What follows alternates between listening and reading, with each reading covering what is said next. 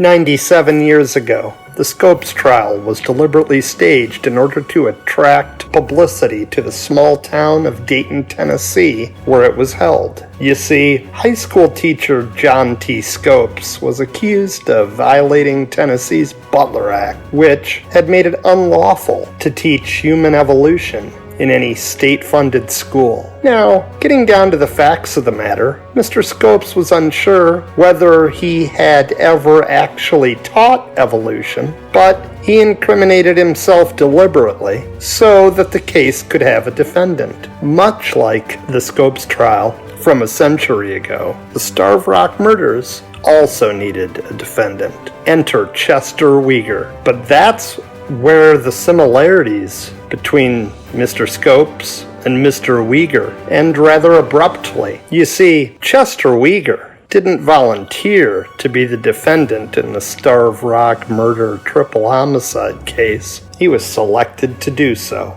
He was selected because he was poor. He was selected because he was small, weak. In fact, very much too small and weak to carry 3 grown women into the cave in St. Louis Canyon. At the time these crimes happened in 1960, and while the investigation was unfolding afterwards, the public didn't yet know as much about false confessions, and being informed of your Miranda rights wasn't even yet a thing. Chester Weger was convicted of murdering Lillian Oetting in the state park. He also allegedly killed Oetting's 2 companions, Mildred Lindquist and Frances Murphy, but he was not tried for those murders. The following is a deliberately staged, purely hypothetical, and somewhat ridiculous trial. In our animated reality, Chester Weger arrives to court after being charged with the other 2 murders. This enactment is set in August 2022. Notice I did not say reenactment because it hasn't happened. Chester Weger, you and everyone who has ever followed this case, including myself, has grown just as old as dust following the twists and turns of this case.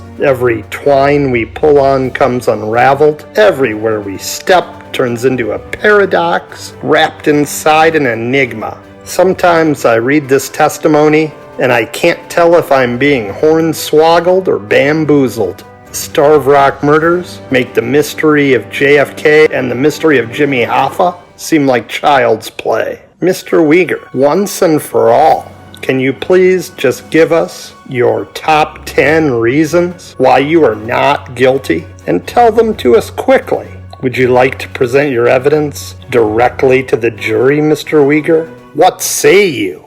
Ladies and gentlemen of the jury, thank you for allowing me to make my case. I've never backpedaled on any of this stuff.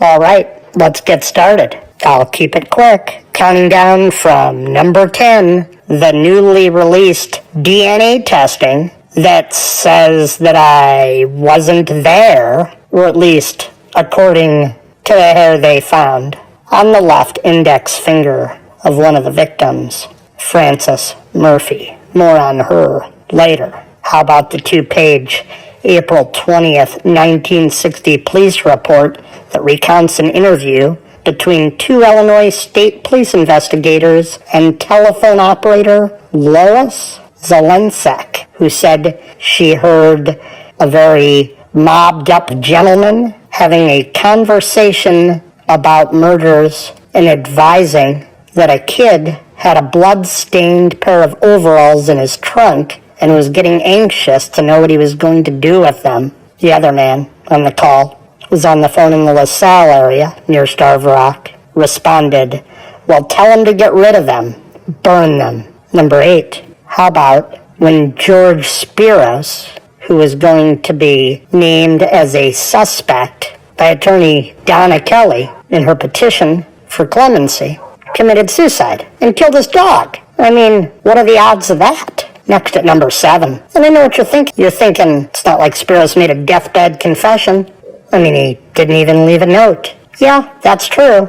But 2 others did make deathbed confessions. An affidavit from a Chicago police officer described being bedside in the early 80s with a woman who was getting ready to pass and said she had been with friends at a state park near Utica, Illinois when something happened. Things got out of hand, she said, and then they dragged the bodies.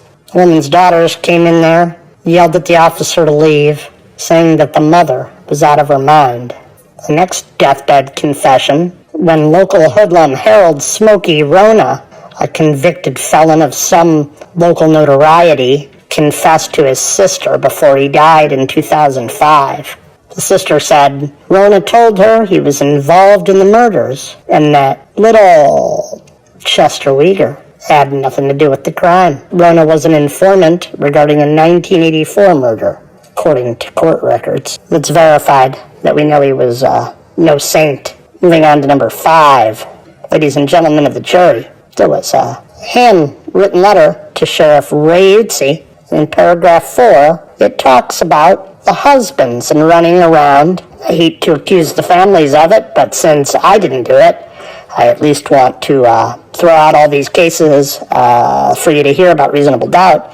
One of the husbands, Robert Murphy, did remarry 2 years later. He was 52 and his new bride was only 39. She gave birth 2 months prior to the death of Francis Murphy. When the boy is almost exactly 2, she remarries Robert Murphy. Mr. Murphy then adopts him. That boy eventually goes to the same college as Mr. Murphy and eventually becomes an attorney, following in the same footsteps as his now father. Continue that one a little bit. Mr. Murphy, I don't know if he had mob ties or not, but there was headlines about it, as you'll see here, ladies and gentlemen of the jury. Moving on to number 4, how about the family of 5 that was shot over in Seneca, not far from Starved Rock, just one day after the women from Riverside were discovered murdered in St. Louis Canyon. And if you've ever been to LaSalle County, but it's pretty rare there would be 2 killings of this magnitude that close together. The coincidence gives me pause for doubt, ladies and gentlemen of the jury. Moving on to number 3. How about Jerry Nemke, who escaped from the Illinois youth camp in Marseilles, and it's not clear if Nemke was one of the 6 youths that discovered the slain women from Riverside in St. Louis Canyon just 6 weeks earlier. Then he was confessing to killing a girl in a very brutal manner. Maybe we should be looking a little deeper at why they chose me, Chester Weger, instead of Jerry Nemke. Moving on to number 2, the penultimate reason why I, animated Chester Weger, am not guilty is that former District Attorney Harland Warren, as well as both sheriff deputies and the lie detector operator, were all given large rewards for, air quotes, catching me. These are quite large sums of money if translated into 2022 values, adjusting for inflation, etc. Seems like the incentives are room enough for reasonable doubt. Let's move on to the number 1 reason why the case against Chester Weger is and remains ridiculous and absurd. Not many people know this, but 10 years after the murder, Danny Weger, cousin of me, animated Chester Weger, knew I was innocent. Just couldn't let it go. Kept investigating. Eventually went to Chicago to look for the truth. And then a few short weeks later, Danny Weger, cousin of Chester, myself, was found dead hanging from a tree near Route 71 in the Vermilion River. Get this, there's more. He was then buried by authorities and was misclassified as an unidentified African-American elderly male until the Weger family went to the courts and was basically able to get Chester's, my cousin, exhumed, which ultimately proved it was Danny Ray Weger. The guy wasn't African-American or elderly. Could this be evidence of widespread systemic corruption in the Starved Rock area? Well, you don't have to believe all of it, but don't you think at least one of them, if not more than one of them, are true? Thanks for voting not guilty, jury. Wish you would have done the same thing in my last trial. Thanks for watching, everybody. Please leave guilty or innocent as a comment on this video. Please subscribe to CapTech. And on a final note, please check out my new animation course on Udemy, linked in the description below this video.